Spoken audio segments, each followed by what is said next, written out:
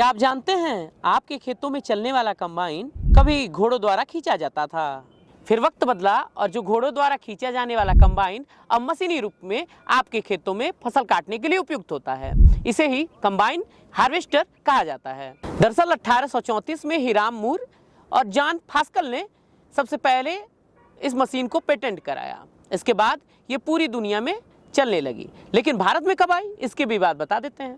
दरअसल 1970 का दौर था। 1970 के दौर में सबसे पहले हरियाणा के करनाल में पहला कंबाइन आया था, जिसके बाद हरियाणा के करनाल में इससे कटाई शुरू हो गई। धीरे धीरे ये प्रदेश के अन्य जिलों में भी फैलने लगी, लेकिन इसके बाद पंजाब और भारत के अन्य जिलों में भी इससे कटाई प्रारंभ हो चुकी थी। लेकिन अब मामला ये था कि अब ये गांव में पहुंचना था। धीरे धीरे गांव में पहुंचा और आज देखिए किस तरीके से गांव के लोग इसका लाभ ले रहे हैं। लेकिन आज के वीडियो में हम गांव की तरफ चलेंगे और गांव में जाकर ये पता करेंगे कि किस तरीके से हार्वेस्टर की वजह से या कहा जाए कंबाइन की वजह से उनकी खेती आसान हो गई है। तो चलिए गाँव की तरफ चलते हैं और इस वीडियो में आपको ये पता लगेगा कि किस तरीके से गाँव के लोग इससे फ़ायदा ले रहे हैं। मेरे पीछे कंबाइन चल रहा है, कोई इसे कंबाइन कह दे, हार्वेस्टर कह दे, बहुत से नाम इसके हैं, लेकिन मशीनी भाषा में अधिकतर गांव के लोग इसे कंबाइन ही कहते हैं।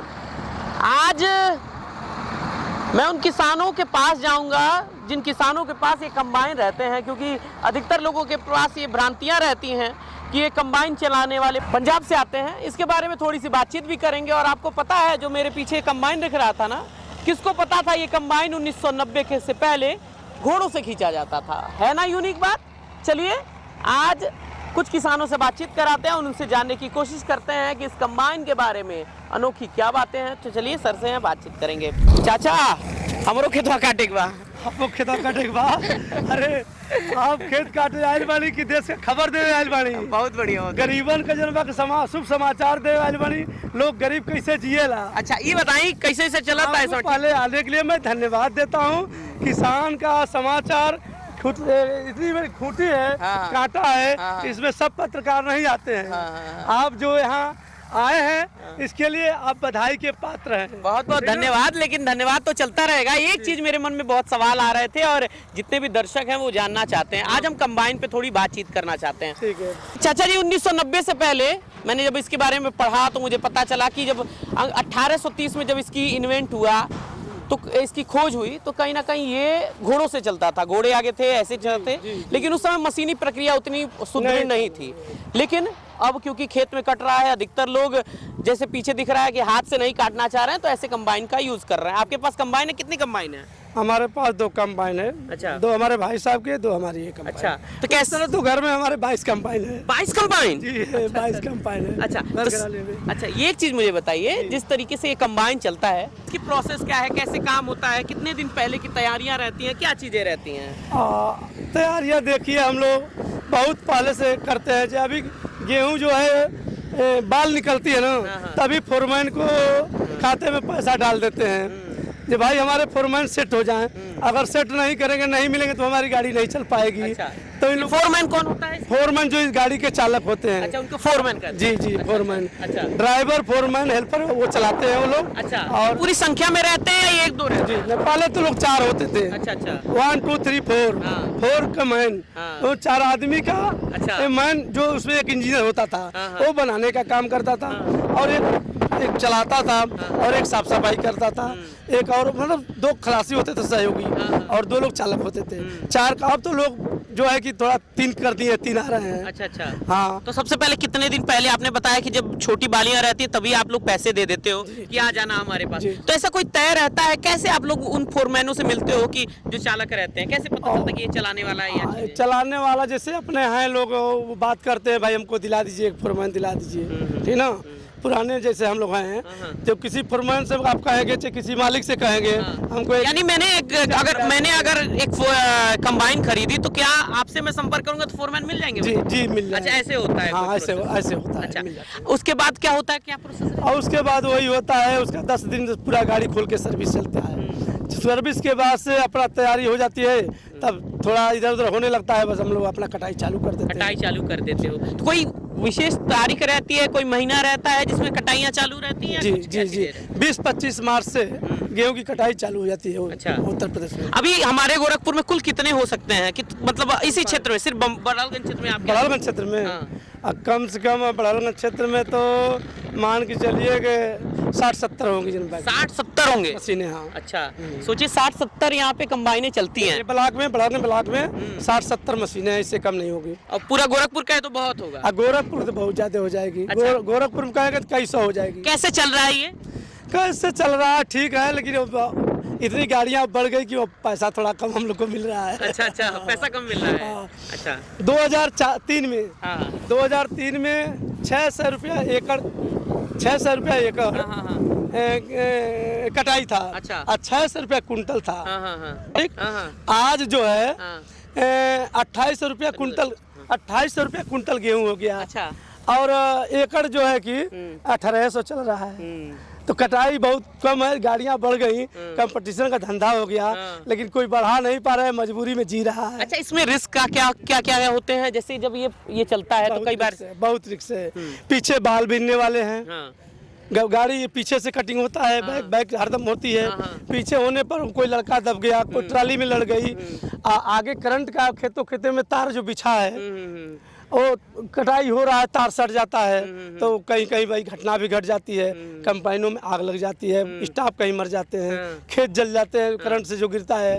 तो है समस्या बहुत, सब सोच विचार के देख करके चला जाता है। आग भी लग जाती है कई बार। अरे हो जाता है, कोई मान लीजिए बैरिंग गर्म हो गया, ग्रीस नहीं उसमें गया, वो गर्म लाल हो के अंगारा कहीं चू गया तो थोड़ा मन नुकसान हो जाता है, लेकिन ऐसे कंपाइन में होता नहीं है, भूसैया में जाते ऐसे होता है। अच्छा, एक चीज मुझे बताइए, क्योंकि ढिलवाई लोग करते हैं थोड़ा। अच्छा, इसी वजह से भूसा मशीनों पे सबसे पहले हाँ, रोक लग गया है। अच्छा। हाँ, यही बात है। अच्छा। जब फसल कट जाएगी तो उसके बाद भूसा सब लोग बनाएंगे ताकि दाना सबके घर में चला जाए। तो ये जो पीछे जो 2-2, 3-3 लगे हैं, ये आपके ही हैं या किसी दूसरे के? क्या चीज? ये ट्रैक्टर जो पीछे लगे रहते हैं। ट्रैक्टर ये ढोते हैं ना। अच्छा, तो ये आपके ही हैं या दूसरे के? अरे गांव के हैं, साथ में हमारे खड़े हैं, जिनको जरूरत है वो अपना पैसा बात करते हैं, कितना लेंगे कितना देंगे, और अपना गला गिरा देते हैं। मुझे ये चीज दिखाइए, क्या है ये हमारी डायरी है। अच्छा, इसमें क्या आप लोग लिखते हो? हिसाब पूरा लिखते जी, हो? हिसाब लिखते हैं। जितने खेत इसमें काटते हैं लिखते सबका नाम लिखना हैं है। दुलारे, धोबी, सीधे, गौर, हाँ, ठीक ना। हाँ। इनका 4 बीघा खेत मतलब अच्छा। लिख गया। हाँ। पैसा गांव के लोग हैं, बाद में लिया जाएगा। अच्छा, अच्छा। टोटल हिसाब मिलना चाहिए हमको ना। हाँ, हाँ, हाँ।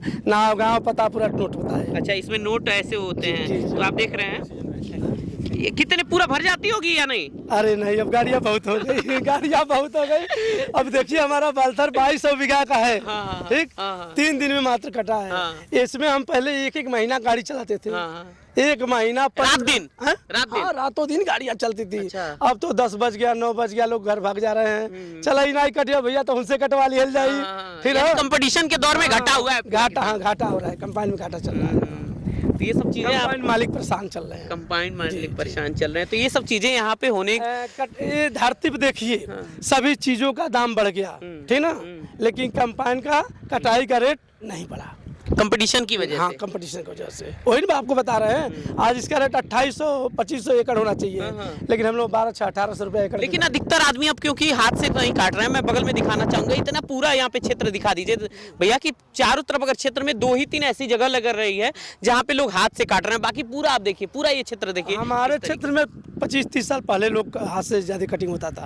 अब जो है कि कंबाइन का आविष्कार हुआ, ये है कलयुग। कलयुग में कारखाना का विकास हुआ, देश थोड़ा आगे बढ़ा, ट्रैक्टर ट्राली हो गई जोतने के लिए, सामान ढोने के लिए, कंपाइन हो गया काटने के लिए, ठीक ना। जब आविष्कार सारा हो गया तब बंद हो गया है कटाई। अब भूसा लोग बनवा लेते हैं भूसा मशीन से, और कंबाइन से अपना गेहूं कटवा लेते हैं। तुरंत गेहूं घर में रख लें, फिर बाद में चारा के लिए यानी लोग झंझट नहीं चाहते। नहीं, कुछ नहीं करना है। कि जब आपने पहली बार कंबाइन लिया होगा उस समय क्या क्या दिक्कतें आपको फेस करनी पड़ी थी, किससे आपने सहयोग लिया था कि भाई क्या होता है, कैसे समझा था कि कैसे चलता है, क्या चीजें चलती है? देखिए, एक सरदार जी लेकर आए, हमारे यहाँ रहे, ठीक ना। अब उनको देखे तो हमारे मन में बसा कि हम भी एक गाड़ी ले लें। गाड़ी लिए तो चलवाना शुरू कर दिए। पहले बहुत परेशानियां इसमें होती थी, ठीक ना, इस सामान नहीं मिलता था यहाँ की तरफ, दुकान नहीं थी, हम लोग को जाना पड़ता था वहाँ गोरखपुर है, देवरिया है, लखनऊ, बहुत दूर दूर से पंजाब जाना पड़ता था।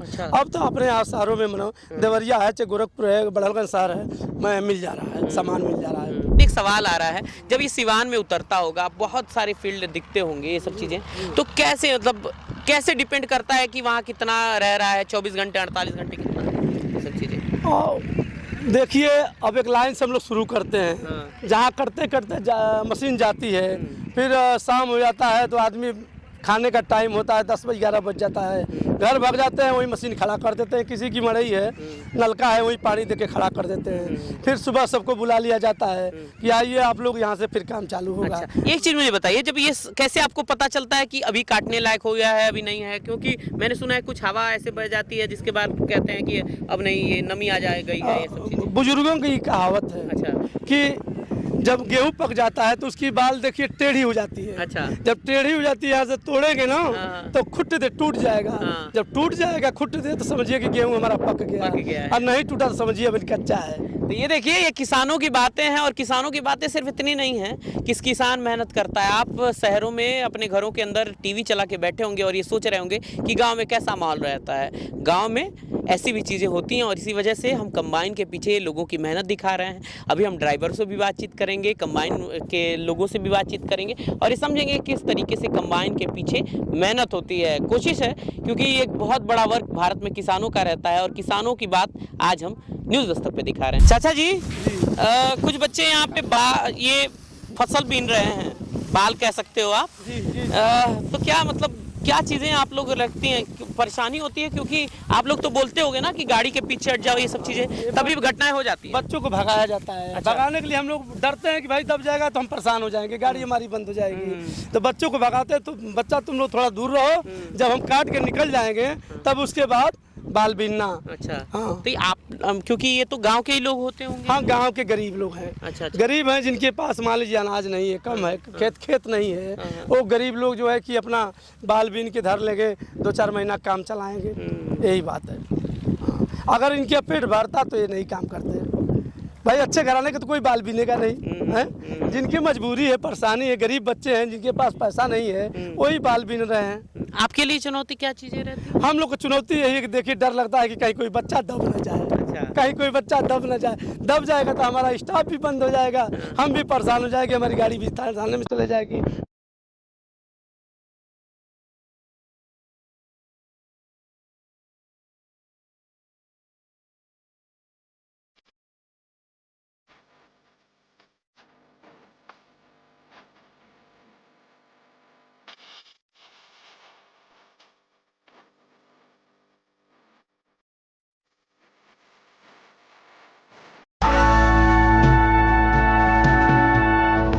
बात कर रहे हैं, जो हमारा देश का मुख्य स्रोत, हर एक देश का मुख्य स्रोत होता है।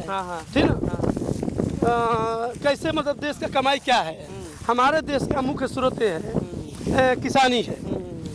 किसानी से समझिए कि हर चीज़ पैदा होता है, तेल है, सरसों है, मसाला है, गेहूँ है, जौ है, मक्का है, गन्ना है, मतलब बहुत कुछ तैयार होता है, धान है। और इसी से किसान का एक मुख्य जो कमाई का स्रोत है। एक सच्चाई आपसे पूछना चाहेंगे, कई बार क्योंकि हम गांव वाले हैं तो ये बात होती है कि कई बार ऐसा क्या होता है कि जो ड्राइवर रहते हैं वो गेहूं बचा लेते हैं, ये सब चीजें क्या? नहीं, गलत बात है। सुनिए हमारी बात, हम आपका बचाने के लिए ऐसा है, बहुत से मशीनें चौक हो जाती हैं, उसमें गेहूं रह जाते हैं। अच्छा। वैसे गेहूं बचाने का कोई चांस नहीं है। भाई क्या नाम है आपका? अवधेश कुमार। कहाँ के रहने वाले हो? पीलीभीत। पीलीभीत के रहने वाले हो। पहले कितने वर्षों से ये गाड़ी चला रहे हो? 8 सालों से। 8 साल से चला रहे हो। अच्छा, एक चीज बताओ मुझे, उतनी दूर से आना, ये सब चीजें कैसे होती है, उसकी प्रक्रिया क्या रहती है, कैसे आप लोग को पता चलता है? जब छोड़िए, कटाई कर लेट हो रहा है। जब सीखे आए तो अब आने में क्या है हमें, अच्छा और क्या, हम तो हर जगह चलाते हैं। अच्छा, तो इससे पहले कहाँ काम करते थे? हम तो मतलब हर जगह चले जाते हैं, एमपी है और बिहार है, जहाँ मर्जी मिलते हैं। एक सवाल मेरा मन में है कि कैसे ये जो पैसे का ट्रांजैक्शन होता है, क्या कोई आपको ठेके पे बुलाता है कि काम कराने के लिए, कैसी चीजें होती हैं? मतलब अब जैसे हमारा ट्रांजैक्शन होता है, जैसे अब जे अंकल जी हैं, इन्होंने बुलाया तो इनके पास आ गए। अब जे अगर और कहीं भेजना चाहते हैं तो हमारा नंबर देते हैं, हम वहाँ चले जाते हैं। तो ऐसे होता है। तो अभी देखिए गाड़ी चल रही है और ये दिखाने की कोशिश है कि एक ऊपर से कैसा दिखता है। किसान की मेहनत क्या होती है। हाँ, पकड़ लिया मैंने। तो ये देखिए ऐसे चल रहा है।